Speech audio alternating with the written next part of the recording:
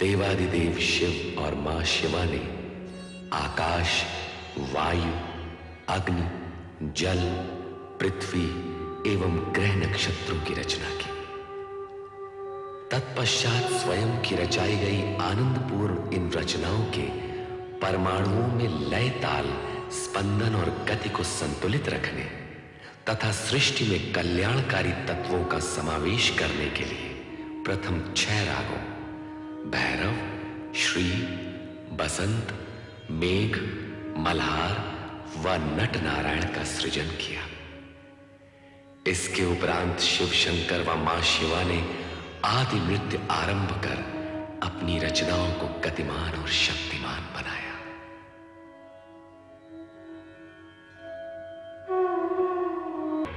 ओम नमः शिवाय। ओम नमः शिवाय। ओम नमः शिवाय। ओम नमः शिवाय। ओम नमः शिवाय। ओम नमः शिवाय। ओम नमः शिवाय। ओम नमः शिवाय। ओम नमः शिवाय। ओम नमः शिवाय। ओम नमः शिवाय। ओम नमः शिवाय। ओम नमः शिवाय। ओम नमः शिवाय। ओम नमः शिवाय। ओम नमः शिवाय।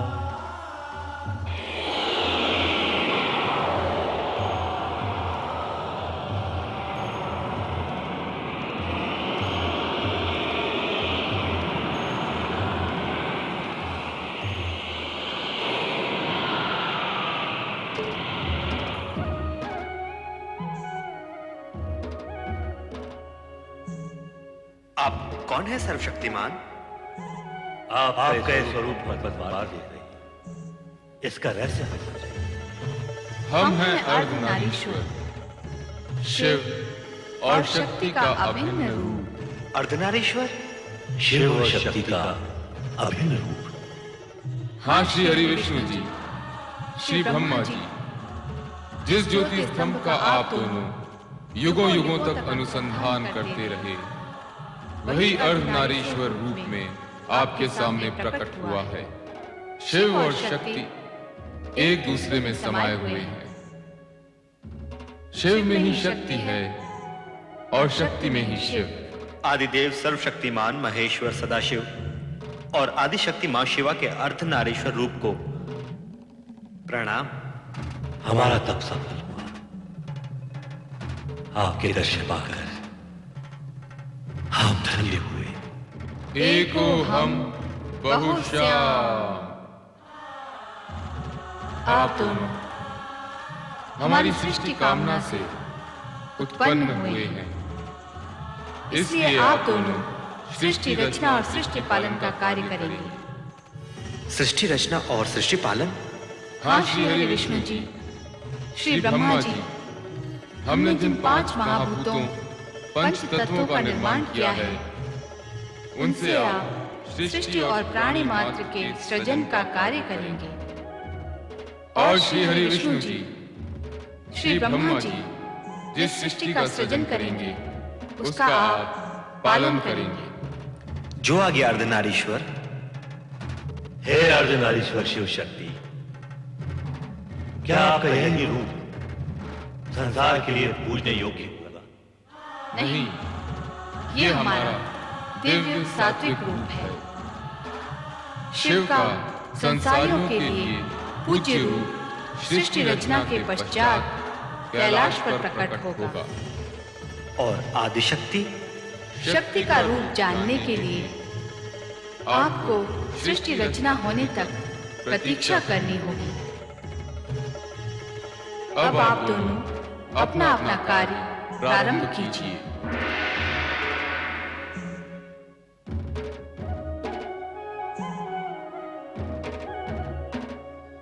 श्री ब्रह्मा जी, अब आप ब्रह्मलोक में स्थित होकर सृष्टि रचना का कार्य प्रारंभ कीजिए। अवश्य श्री हरि विष्णु जी।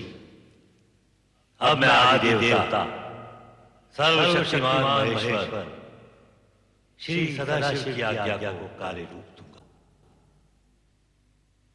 ओम नमः शिवाय। तदुपरांत शिवाज्ञा से ब्रह्मा ने पंच तत्वों से सृष्टि रचना का कार्य प्रारंभ किया। सर्वप्रथम उन्होंने ऊर्ध्व आकाश में स्वर्गलोक की उत्पत्ति की। स्वर्गलोक के सिंहासन पर स्वर्ग के स्वामी देवराज इंद्र के साथ उनकी सहधर्मिणी इंद्राणी शचित हुई। साथ ही प्रकट हुए इंद्र के सहायक देवतागण जो अमित शक्ति के धारक थे और स्वर्ग की सुंदर अप्सराएं। स्वर्ग रचना के पश्चात ब्रह्मदेव ने 7 समुद्रों से घिरी सप्तद्वीप पृथ्वी की रचना की। ये पृथ्वी पर्वतों, वृक्ष, लताओं और झरनों से पूर्ण थी। पृथ्वी पर भांति भांति के जीव जंतु, पशु पक्षी वन प्रदेशों में प्रकट हुए। स्वर्गलोक तथा पृथ्वी लोक की रचना के पश्चात ब्रह्मा ने पाताल लोक तथा नरक की स्थापना की। पाताल लोक के साथ ही वहां रहने वाले असुरों की उत्पत्ति हुई। तत्पश्चात ब्रह्मा ने सप्तर्षि वशिष्ठ, मारीच, अत्रि, अंगिरा, पुलह, क्रतु तथा पुलत्स्य प्रकट किए। ओम नमः शिवाय। ओम नमः शिवाय। ओम नमः शिवाय। ओम नमः शिवाय। ओम नमः शिवाय। ओम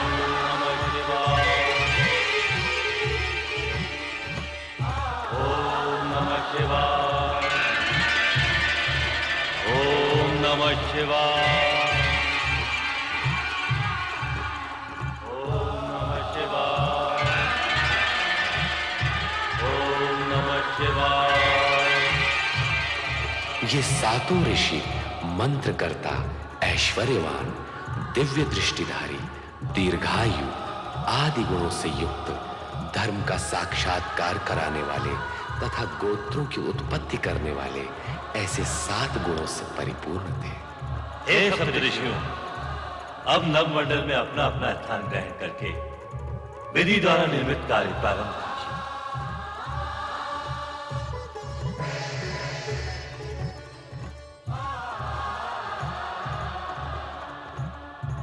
ओम नमः शिवाय। प्रणाम परमपिता। ओम नमः शिवाय।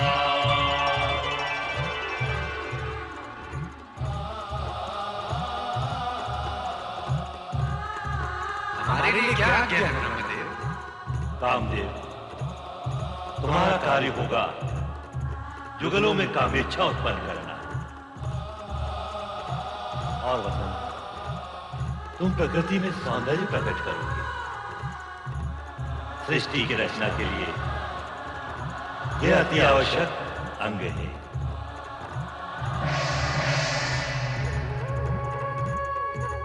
ओम नमः शिवाय। नारायण नारायण। नारद अपने मानस परमपिता ब्रह्मा जी को प्रणाम करता। आयुष्मान भव नारद।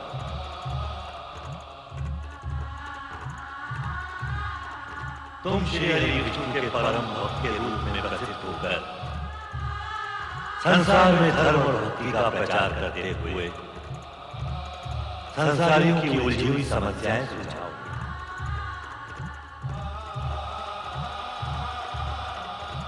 नारायण नारायण।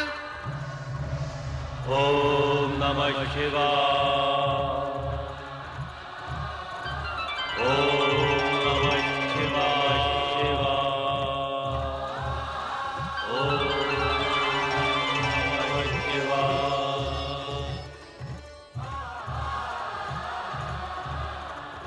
सृष्टि में प्रकट होने वाले प्रथम पुरुष तुम मनु महाराज के नाम से जगत में प्रसिद्ध हो गए,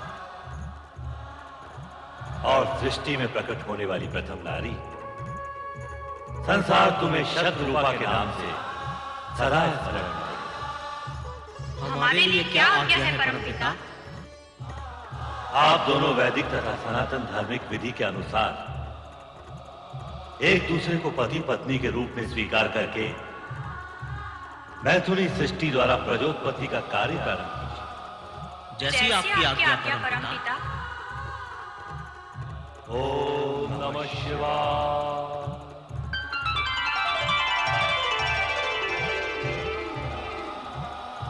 मेरे लिए क्या आज्ञा है परमदेव ब्रह्मा जी? संध्या, तुम मनुष्यों में यज्ञ हवन की रुचि जगाने, इष्ट देवों तथा पितरों के प्रति आराधना का माध्यम बनने के लिए प्रकट हुई। तुम धर्म ऋषि के आश्रम में स्थान ग्रहण करो। जैसी आज्ञा परमदेव की। ओम नमः शिवाय। हे सदाशिव, आपकी इच्छा से ही हम ब्रह्मा विष्णु उत्पन्न हुए, सारी सृष्टि समष्टि प्रकट हुई। आप ही समस्त ज्ञान विज्ञान, कला नृत्य, संगीत और विद्याओं के आदि स्रोत हैं। मैं आपसे प्रार्थना करता हूं कि विद्या, निपुणता तथा संगीत साहित्य की प्रेरणा समस्त सृष्टि के प्राणियों में जगाने के लिए देवी स्वरूपिणी एक दिव्य शक्ति को प्रकट करें, जिसके मानव मात्र में विद्या, बुद्धि तथा कला संस्कृति प्रकट हो।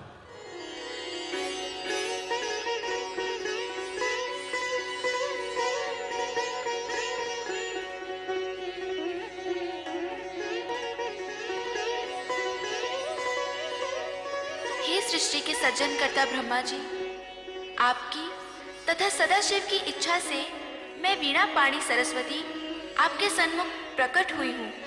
मेरे लिए क्या आज्ञा है? हे महादेवी सरस्वती, इस सृष्टि में कला, संगीत, ज्ञान विज्ञान एवं समस्त विद्याएं तुम्हारी उपासना से सिद्ध होंगी। जिज्ञासा ही मानवता को विद्या प्रदान करती है। मेरी यही कामना है।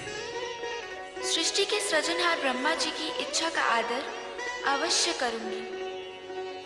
इस प्रकार ब्रह्मा सृष्टि की रचना में इतने आत्मविभोर हो गए कि वे अपने मानस में उत्पन्न अपने पुत्र दक्ष को प्रकट करना सर्वथा भूल गए। तब स्वयं दक्ष ने पीड़ित होकर ब्रह्मा को कठोर शब्दों में स्मरण कराया। मुझे भी प्रकट कीजिए परमपिता। आप अपने पुत्र दक्ष को उत्पन्न करना कैसे भूल गए? परमपिता, आपके मन में मेरा उद्भव हो चुका है। मैं अपने बाहर आने का मार्ग खोजते खोजते आपके चरण के अंगुष्ठ तक आ पहुंचा हूं। मुझे भी प्रकट कीजिए परमपिता, मुझे भी प्रकट कीजिए। दक्ष, मैं अपने से उत्पन्न मानस पुत्र पुत्रियों को देखने में ऐसा विभोर हुआ कि तुम्हारा ध्यान ही नहीं रहा।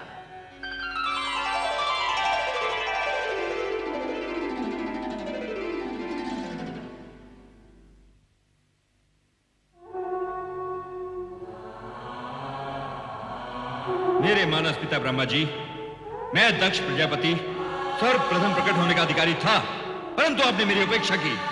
आपने ऐसा क्यों किया परमपिता? मैथुनी सृष्टि से प्रजोत्पत्ति का दायित्व सर्वप्रथम मनुष्य कृपा को पूर्ण करना है। अतएव तुम्हारा अंत में प्रकट होना उचित ही है।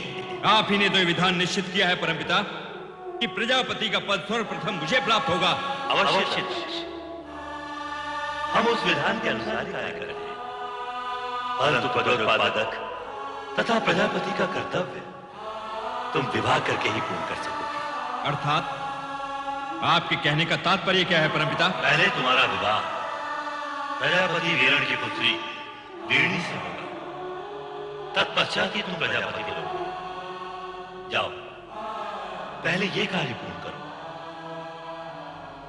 सोच क्या रहे हो पुत्र दक्ष? तुम तो प्रजापतियों के आदर्श बनने जा रहे हो। जाओ अपना दायित्व पूर्ण करो। तुम्हारा कल्याण हो। जो आज्ञा परमपिता।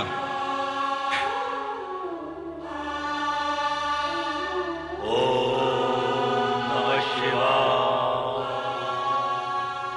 और इस प्रकार सृष्टि की 3 प्रधान एवं मूल वृत्तियों में से तामसिक वृत्ति के प्रतिनिधि के रूप में दक्ष ने जन्म लेकर अहंकार की वृत्ति को जन्म दिया।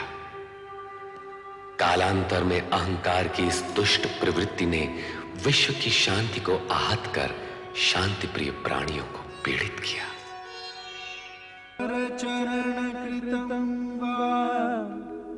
कायजं कर्मजं वा श्रवणनयनजं वा मानसं वा पराधं विहितं अविहितं वा। हे मनु, हे शत्रुपाल, सृष्टि के प्रथम वैवाहिक नर नारी के रूप में आप दोनों का स्वागत है। हे परमपिता ब्रह्मदेव, हमारा दाम्पत्य जीवन में प्रवेश तो हो चुका है, अब हमारे लिए क्या आज्ञा है? विधि के विधान के अनुसार अब आप दोनों को मैथुनी सृष्टि की रचना करनी होगी। हे परमपिता, विधि के विधान को हम आपके आशीर्वाद से सफल कर सकेंगे, इसका हमें पूर्ण विश्वास है।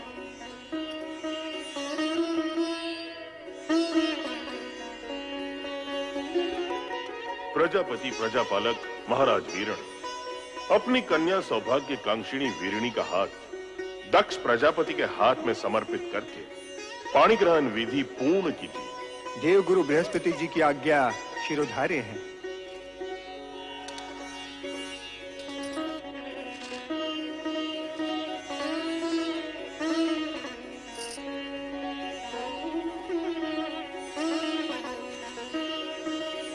मैं प्रजापति वीरण अपनी कन्या वीरिणी महाराजा दक्ष को समर्पित करता हूँ। सौभाग्यवती भव, चिरंजीव भव।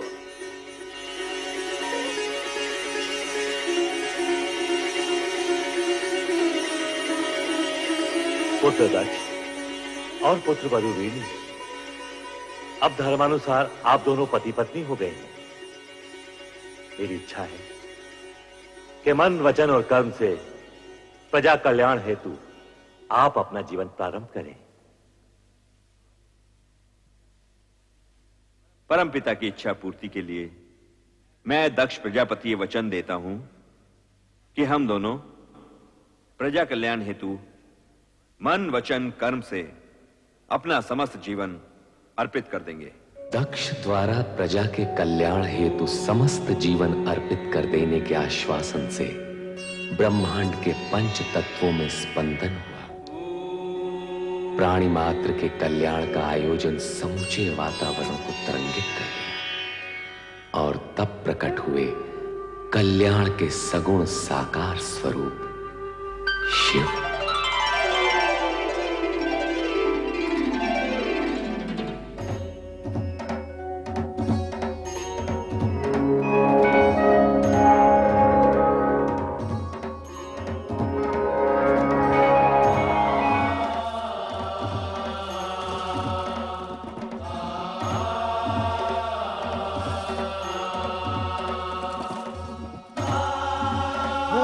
भगवान शिव शंकर की जय। भूत धामन भगवान शिव शंकर की जय। भूत धामन भगवान शिव शंकर की जय। भूत धामन भगवान शिव शंकर की जय। भूत धामन भगवान शिव शंकर की जय। सदाशिव के सगुण रूप भगवान शिव शंकर की जय। हर हर हर महादेव। हर हर हर महादेव। हर हर हर महादेव। हर हर हर महादेव। हर हर हर महादेव। हर हर हर महादेव। हर हर हर महादेव। हर हर हर हर महादेव। हर हर हर महादेव। हर हर हर महादेव। महादेव।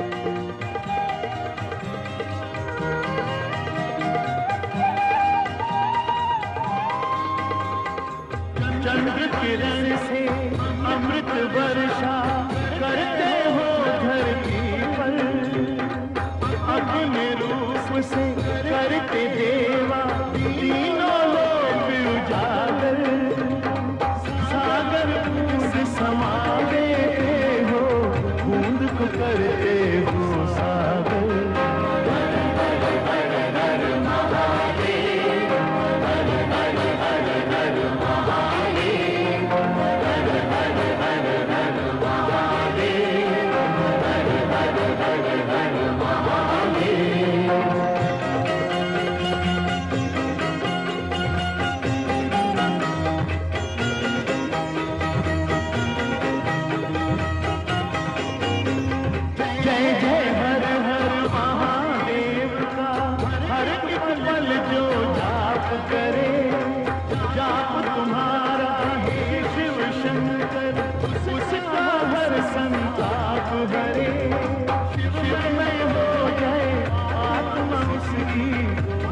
कोई फिर पाप करे।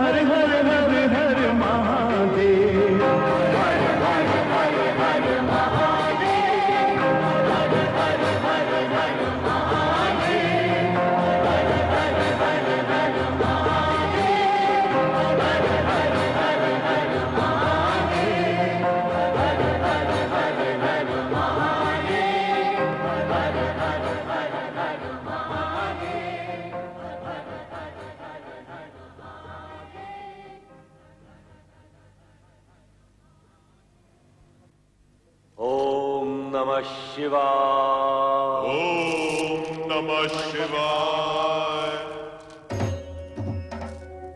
त्रिभुवनपति हे सदाशिव, अपने वचनानुसार आपने कैलाश पर त्रिशूल त्रिनेत्रधारी भगवान शिव शंकर के सगुण रूप में अवतरित होकर संसार के समस्त प्राणियों पर महान उपकार किया है। सृष्टि के सभी प्राणी आपके आभारी हैं कि आपने जगत कल्याण के लिए सगुण रूप में अवतार धारण किया। हे महेश्वर, अब देव, दानव और मानव सभी आपके प्रत्यक्ष दर्शन पाकर धन्य होंगे। हे शिव शंकर, मैं सृष्टि के सृजन करने के पश्चात आपकी आज्ञा की प्रतीक्षा कर रहा था। आप सगुण रूप में प्रकट हुए, संपूर्ण ब्रह्मांड धन्य हो गया। ये सगुण रूप धारण करके हमने आपकी इच्छा को ही मूर्त रूप दिया है ब्रह्मदेव, क्योंकि सृष्टि रचना के पश्चात शुभ अशुभ तत्व और गुण अवगुण के युगल एक साथ प्रकट होंगे। उनमें संतुलन के लिए धर्म, नीति और न्याय का शासन स्थापित करने के लिए हम त्रिदेवों का योगदान अवश्यंभावी होगा। महादेव, सृष्टि की रचना तो पूर्ण हुई और हम त्रिदेव अपने सगुण रूप में अवतरित हुए, परंतु क्या ब्रह्मदेव, आप किस संकोच के कारण रुक गए? हे प्रभु, यह भली प्रकार विदित है कि शिव और शक्ति एक दूसरे के अभिन्न अंग हैं। आपके सगुण रूप के दर्शन तो हमें प्राप्त हुए, परंतु मां सती का अवतार कब और किस रूप में प्रकट होगा?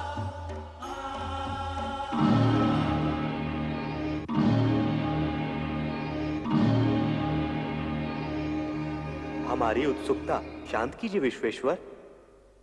नारायण नारायण, शिवशंकर के इस मौन में कोई रहस्य छुपा है प्रभु। रहस्य यही कि आपको इसके लिए प्रतीक्षा करनी होगी। प्रतीक्षा? प्रतीक्षा क्यों प्रभु? क्योंकि शक्ति का नारी अवतार तो मनुष्यों की भांति माता पिता के माध्यम से ही हो सकता है। जिस प्रकार आप अयोनिज अजन्मा प्रकट हुए हैं, उसी प्रकार शक्ति प्रकट नहीं हो सकती, क्योंकि ऐसा होना सृष्टि के नियमों और प्रकृति के विधान के अनुसार निश्चित हो चुका है। नारायण नारायण, तब तो आप ही को बताना होगा महेश्वर कि शक्ति के नारी अवतार के माता पिता कौन होंगे। दक्ष प्रजापति शक्ति के नारी अवतार के पिता होंगे और उनकी धर्मपत्नी देवी वीरणी उनकी माता का पद प्राप्त करेंगी।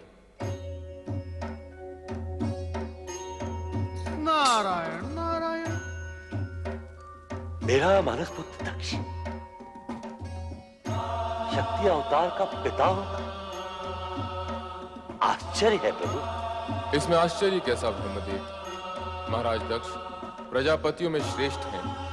वे अब तक कई गुणवती श्रेष्ठ कन्याओं के पिता बन चुके हैं। वे ही शक्ति के नारी अवतार के पिता बनने के सर्वथा योग्य हैं। जैसे आपकी आज्ञा। किंतु आप तो जानते हैं ब्रह्मदेव, कोई भी श्रेष्ठ कार्य बिना तपस्या के सिद्ध नहीं होता। अर्थात दक्ष प्रजापति और देवी वीरणी को माता शक्ति को पुत्री रूप में पाने के लिए तपस्या करनी होगी। ये अनिवार्य है श्रीहरि, क्योंकि शिव में समय शक्ति को प्रसन्न किए बिना वे नारी अवतार के लिए स्वीकृति कैसे दे सकती? परमपिता ब्रह्मदेव, दक्ष प्रजापति को इस तपस्या के लिए आप ही को प्रेरित करना होगा। मैं ये पावन कार्य अवश्य करूंगा महादेव। अब हमें आज्ञा दीजिए देवादिदेव, समय समय पर हम आपके दर्शन करते रहें।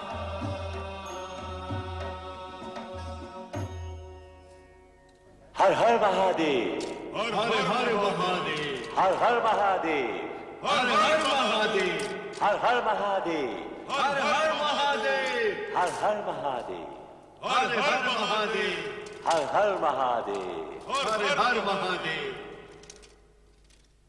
एक ओर त्रिदेव दक्ष प्रजापति की भावी पुत्री और शक्ति के नारी अवतार की चर्चा में निमग्न थे, तो दूसरी ओर दक्ष की अनेक युवा पुत्रियों में से एक अति सुंदर पवन सी चंचल, ओस सी कोमल और बहते जल सी थिरकती हुई रति पर पुष्पधनवा कामदेव मुक्त हो चुके थे।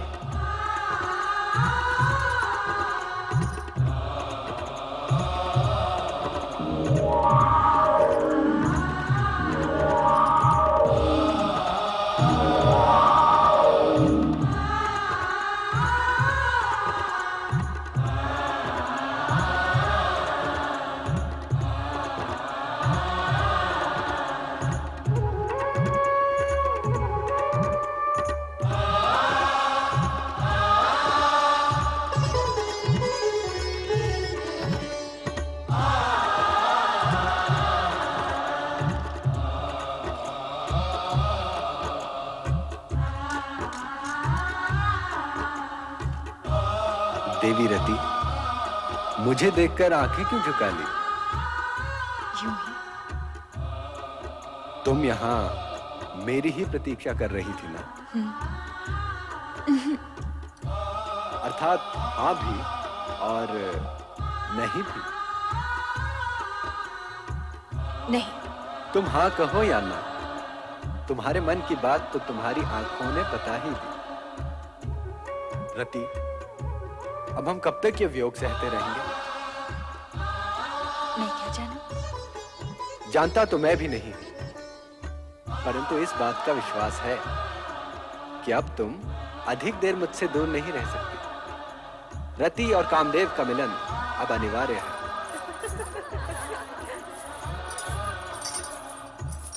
मेरी बहनें आ रही हैं, अभी आप जाइए। यदि यूं ही भेज देना था तो मन के तार से खींचकर बुलाया ही क्यों था? फिर कभी अकेले में आ जाइएगा। अभी अब जाइए ना, अभी अब जाइए ना। जाऊं? अच्छा ये बात है।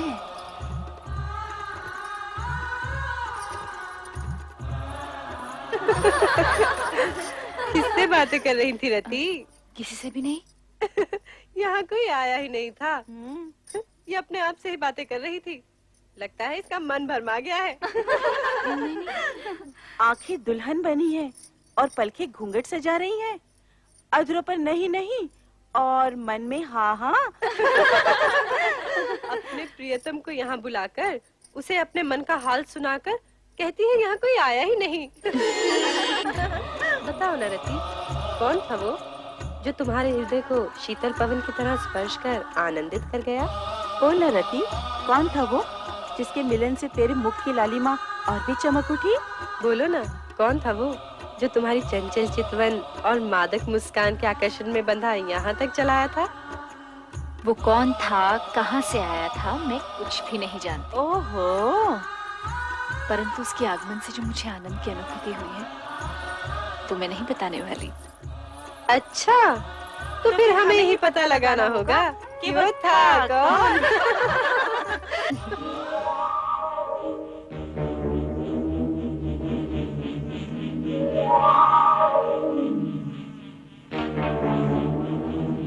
कामदेव, प्रिय पुत्र कामदेव। प्रणाम पिताश्री ब्रह्मदेव। आयुष्मान भव।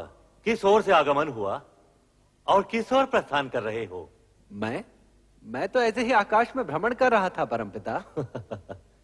ऐसा लगता है तुम दक्ष प्रजापति के महल से होकर आ रहे हो। क्या कह रहे हैं परमपिता? क्या तुम्हारी यही कामना नहीं है? चलो मेरे साथ। अब तुम्हारा रति से अधिक समय दूर रहना उचित नहीं है। आओ कामदेव।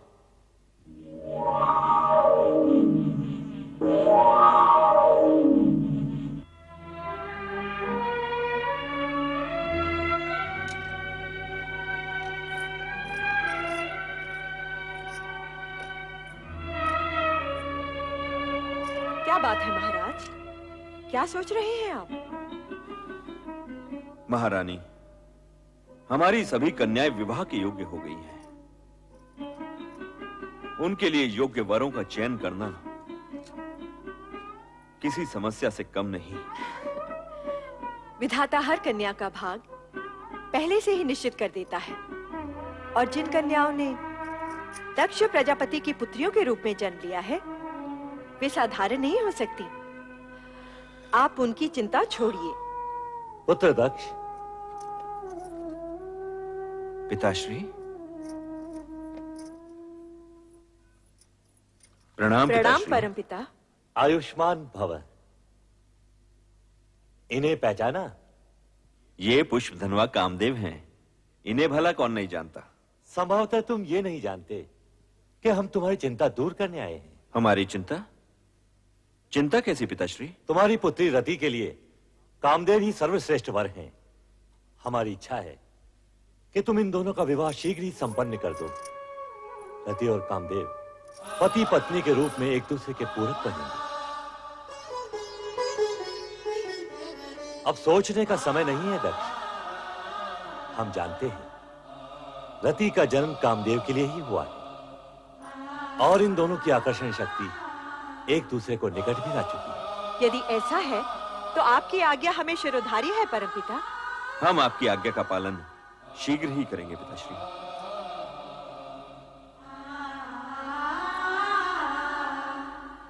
तो फिर मुझे आज्ञा दें परमपिता। अवश्य कामदेव। तुम्हारे शुभ विवाह का मुहूर्त शीघ्र ही निश्चित होगा।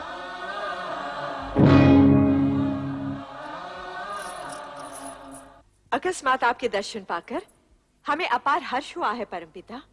वीरणी, दक्ष, हमारे आगमन का उद्देश्य रति कामदेव विवाह प्रस्ताव से कहीं अधिक महत्वपूर्ण है। हम तुमसे एक विशेष अनुरोध करने आए हैं। अनुरोध क्यों पिताश्री? आप आज्ञा दीजिए। आदिदेव महादेव रुद्रावतार का सगुण रूप लेकर कैलाश पर प्रकट हो चुके हैं। ये तो तुम्हें ज्ञात ही होगा। सुना अवश्य है पिताश्री, परंतु सर्वशक्तिमान होते हुए भी उन्होंने ये विचित्र रूप धारण क्यों किया, ये मेरी समझ से परे है। शिव का ये रूप वैराग्य, योग व भक्ति एवं श्रद्धा का मूर्तिमान स्वरूप है। इसे समझना बड़े बड़े ज्ञानियों के लिए भी कठिन है। समय आने पर तुम्हें उनकी महानता का परिचय होगा। आप सत्य कह रहे हैं परमपिता। आपसे अधिक भोलेनाथ के विषय में भला और कौन जान सकता है? परमपिता, पहले ये बताइए कि आप जिस अनुरोध की बात कर रहे थे वो क्या है? मैं शिवाज्ञा से तुम्हारे पास एक संदेश लेकर उपस्थित हुआ हूं। क्या है वो संदेश? तुम दोनों को आदि शक्ति मां जगदम्बे को पुत्री रूप में पाने के लिए तपस्या करनी होगी। तपस्या? तपस्या क्यों पिताश्री? यदि शक्ति माता को हमारे यहां पुत्री रूप में जन्म लेने की इच्छा है तो वे उसी रूप में प्रकट होंगी। उसके लिए तपस्या की क्या आवश्यकता है? मैं भी यही सोच रही हूँ। हमारी इतनी कन्याओं की तरह वो भी जन्म ले लेंगी। वे अन्य कन्याओं की तरह सामान्य कन्या नहीं होंगी। तपस्या करके उन्हें प्रसन्न किए बिना उनकी प्राप्ति असंभव है। यह न भूलो कि शक्ति के सगुण अवतार के माता पिता बनने का श्रेय और गौरव तुम दोनों को ही प्राप्त होगा, यह निश्चित है। इसलिए इस शिवाज्ञा को शीघ्र स्वीकार करके शक्ति आराधना प्रारंभ करो। जैसी आपकी आज्ञा। रति कामदेव के विवाह के पश्चात सर्वप्रथम हम आप ही की आज्ञा का पालन करेंगे पिताश्री। तुम्हारा कल्याण हो वत्स दक्ष और वधू वीरनी। महारानी, पिताश्री की इच्छा अनुसार हमें शीघ्र ही रति कामदेव का विवाह संपन्न कर देना चाहिए। करचरण कृतं वा कायजं कर्मजं वा श्रवणनयनजं वा मानसं वा पराधं विहितम्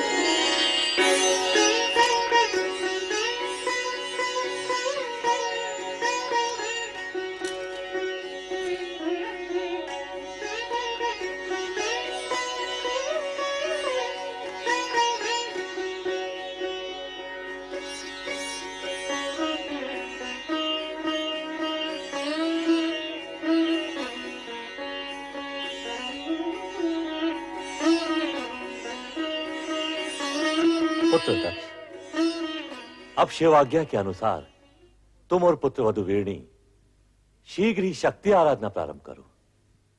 जो आज्ञा।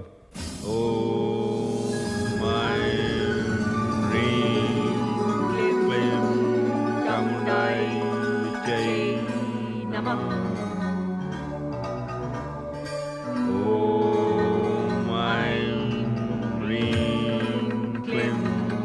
चामुंडाई विजय नमः। ओम ऐं ह्रीं क्लीं चामुंडाई विजय नमः। ओम ऐं ह्रीं क्लीं चामुंडाई विजय नमः। ओम ऐं ह्रीं क्लीं चामुंडाई विजय नमः। ओम ऐं ह्रीं क्लीं चामुंडाई विजय नमः। ओम ऐं ह्रीं क्लीं चामुंडाई विजय नमः। ओम ऐं ह्रीं क्लीं चामुंडाई विजय नमः। ओम ऐं ह्रीं क्लीं चामुंडाई विजय नमः। ओम ऐं ह्रीं क्लीं चामुंडाई विजय नमः। ओम ऐं ह्रीं क्लीं चामुंडाई विजय नमः। ओम ऐं ह्रीं क्लीं चामुंडाई विजय नमः। ओम ऐं ह्रीं क्लीं चामुंडाई विजय नमः।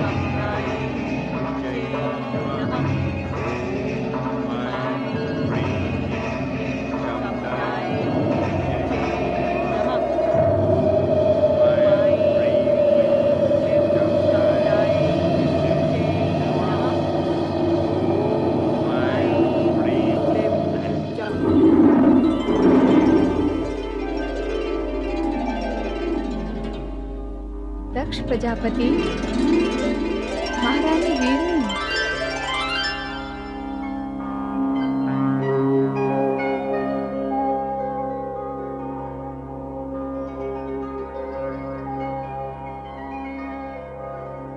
हे मां जगदम्बे, अष्टभुजाधारी विश्वेश्वरी, प्रणाम। देवी शक्ति, आपके दर्शन पाकर हम धन्य हो गए। तुम्हारी भक्ति आराधना सफल हुई प्रजापति दक्ष। महारानी वीरणी, मैं तुमसे प्रसन्न हूँ, वर मांगो। मां, अब तो साक्षात शक्ति है मां जगदम्बे।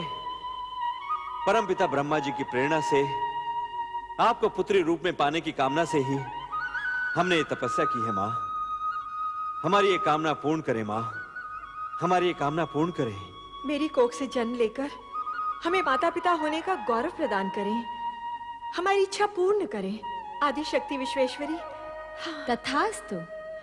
परंतु मेरा इस प्रकार शक्ति रूप में प्रकट होना शीघ्र ही आपकी स्मृति से ओझल हो जाएगा। ये किस लिए माँ? आप दोनों को ये स्मृति नहीं रहेगी कि मैंने आपकी पुत्री के रूप में जन्म लेने का वरदान दिया है। ऐसा क्यों मां सर्वेश्वरी? इस कारण कि मेरे जन्म के पश्चात आप मुझे साधारण कन्या समझकर उसी प्रकार स्वाभाविक व्यवहार करें जिस प्रकार सामान्य माता पिता अपनी पुत्री से करते हैं। ये किस लिए माँ? हर प्रयोजन बताया नहीं जाता महारानी वीरणी। जैसी माँ विश्वेश्वरी की इच्छा, परंतु अब हमारी कामना शीघ्र ही पूर्ण कीजिए। तुम्हारी कामना पूर्ति का वरदान तो मैंने दे ही दिया है महारानी वीरणी।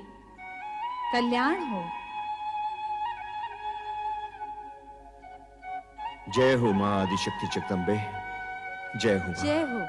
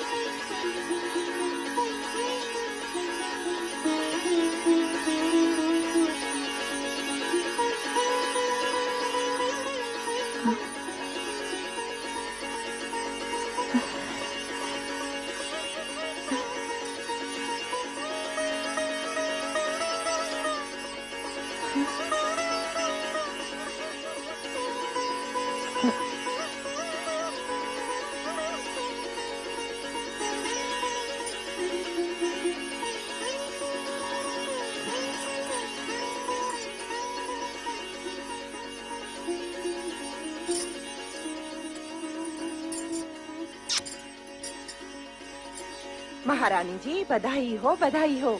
आपके यहाँ एक तेजस्विनी कन्या ने जन्म लिया है। बधाई हो महारानी जी। चलो।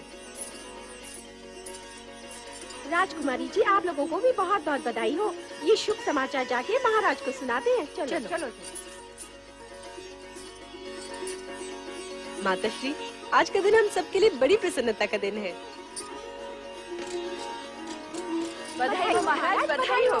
महारानी वीरनी ने एक दिव्य कन्या को जन्म दिया है। कन्या के प्रकट होते ही सारे महल में उसकी ज्योति फैल गई। तेजस्वी कन्या ने जन्म लिया है महाराज। ये शुभ समाचार सुनकर हम धन्य हुए। सुलेखा, ये लो अपना पारितोषिक। मंगला, तुम भी लो। धन्यवाद महाराज। बधाई हो महाराज, बधाई हो। ये लो, तुम भी लो। आज का दिन हमारे लिए अत्यंत ही हर्ष और उल्लास का दिन है। नारायण नारायण। अभिनंदन राजन, दिव्य कन्या के जन्म के क्षण पर बधाई हो। देवऋषि, आश्चर्य है, आप सही समय पर पधारे। नारायण नारायण। आश्चर्य कैसा राजन, दिव्य कन्या के जन्म का क्षण ही हमें यहाँ खींच लाया है। क्या कन्या दर्शन के लिए आप व्यग्र नहीं हो रहे हो? हाँ, अवश्य। देवऋषि, आप भी पधारिए। आइए। नारायण नारायण नारायण। पिताश्री, बधाई हो। बधाई हो पिताश्री, बधाई हो। बधाई हो, तुम सबको भी बधाई हो। आज का दिन अत्यंत मंगलमय है। जाओ, सब मिलकर मंगल गीत गाओ और पूरे वातावरण को मंगलमय कर दो। चलो। देवियों, आनंद करो देवियों। ये लो। प्रणाम। नारायण नारायण। दर्शन पाकर आंखें धन्य हुई। भ्राता दक्ष, इस तेजस्विनी कन्या का नामकरण इसी समय हो जाना चाहिए। नामकरण इसी समय? हाँ, आज का ये दिन और ये समय अति पावन है। जैसी आपकी इच्छा देवर्षि। इसके दर्शन से मन में सात्विक भाव प्रकट हो रहा है, इसलिए इसका नाम सती होना चाहिए। सती? धन्यवाद देवर्षि, आपने कन्या का नाम अति उत्तम बताया है। हमारी ये कन्या सती के नाम से ही प्रसिद्ध होगी। हम इसी समय पूरे राज्य में घोषणा करवा देते हैं कि प्रजापति दक्ष की कन्या सती ने जन्म लिया है। नारायण नारायण। दक्ष कन्या सती की जय हो। दक्ष कन्या सती की जय हो। दक्ष कन्या सती की जय हो। महारानी जी, हमारी सती कितनी तेजस्विनी दिखती है। मन करता है इसे देखते ही रहें। इसके सुंदर मुख से आंखें हटती ही नहीं।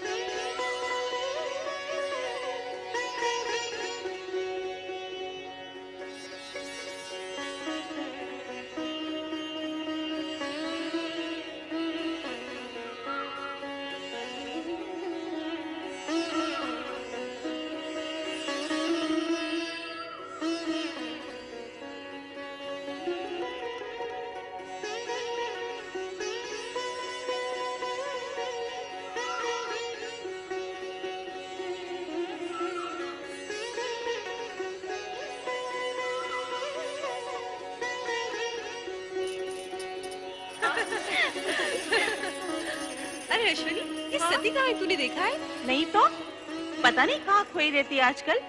आओ देखिए कहाँ है। चलो चलो चलो।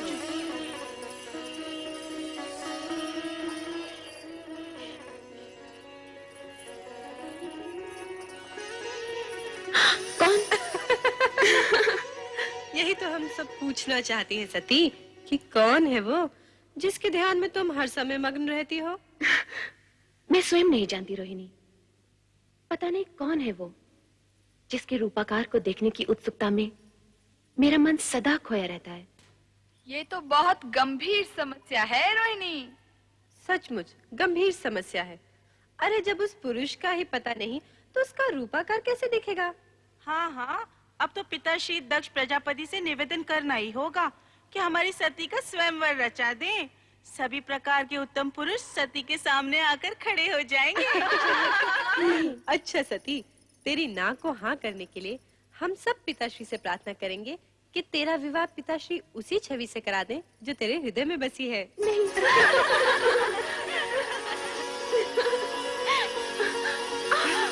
अरे सती, क्या हुआ?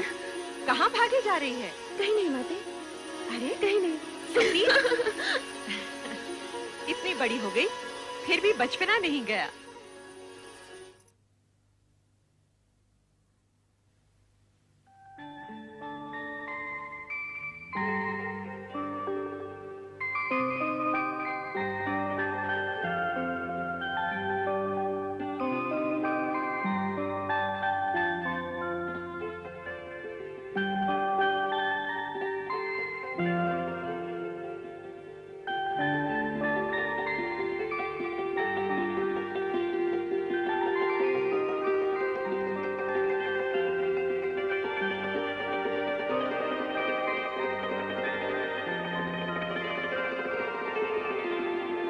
शक्ति तुम? शक्ति नहीं, मैं सती हूँ प्रभु। तुम तो अपने लौकिक नाम रूप की चर्चा करने लगी। सत्य तो यह है कि तुम ही शक्ति हो, अलौकिक शक्ति, शिव शक्ति। आपकी शक्ति आपसे विलग कैसे प्रभु? शक्ति का शिव से विलग होना संभव ही नहीं। जिसे तुम विलग समझ रही हो वो हमारी व्यापकता है, सर्वव्यापकता। शिव कैलाश में और शक्ति सती रूप में पृथ्वी पर दक्ष के घर, ये कैसी व्यापकता है प्रभु? जगत में सत्य की प्रतिष्ठा के निमित्त इस व्यापकता की आवश्यकता है प्रिय। कारण कि सत्य से ही कल्याणकारी अर्थात शिव रूप जन्म लेता है। इसका ज्ञान मुझे है प्रभु कि सत्य ही शिव का आधार है। हाँ प्रिय, सत्य और शिव से पुनः सुंदर की उत्पत्ति होती है। कारण कि सत्य कभी अशिव अथवा असुंदर नहीं होता। प्रभु, ये ज्ञान भी मुझे है कि आपका सत्यम शिवम सुंदरम रूप ही जगत में व्याप्त है। इसका मूल आधार तो तुम ही हो देवी। मैं? यदि शक्ति न होती तो सत्य स्थिर न होता। शक्ति के कारण ही सत्य की रक्षा होती है, शिवम प्रशस्त होता है और सुंदरम व्यापक होता है। प्रभु, आपने तो सत्यम शिवम सुंदरम का संपूर्ण श्रेय शक्ति को अर्थात मुझे ही दे डाला। सत्य भी यही है। सती या शक्ति से रहित शिव शून्य है। ये भी तो सत्य है प्रभु कि शिव से रहित शक्ति का अस्तित्व भी शून्य है। दोनों एक दूसरे के पूरक हैं, दोनों में सापेक्षिक संबंध हैं। स्थिति ऐसी है तो फिर ये अपूर्णता क्यों? अपूर्णता कैसी प्रिय? आप लौकिक रूप में कैलाश पर और मैं लौकिक व मानव देह में दक्ष प्रजापति के घर। मानव देह के कारण मानवीय गुण व कामनाएं भी हमारे साथ हैं देवी। किंतु तुम्हें इस सत्य का ज्ञान तो होगा ही कि हमारा ये लौकिक व अलौकिक रूप तथा जगत की संपूर्ण रचनाएं सत्यम शिवम सुंदरम की रक्षा व निर्वाह हेतु ही हैं।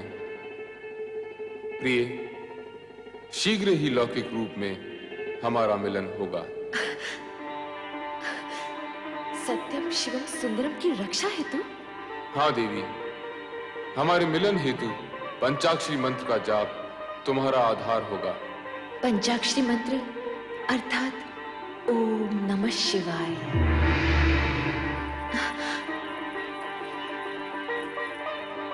ओम नमः शिवाय।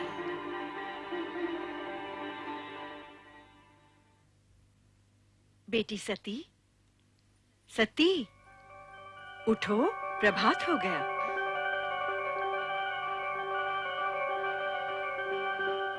ओम नमः शिवाय।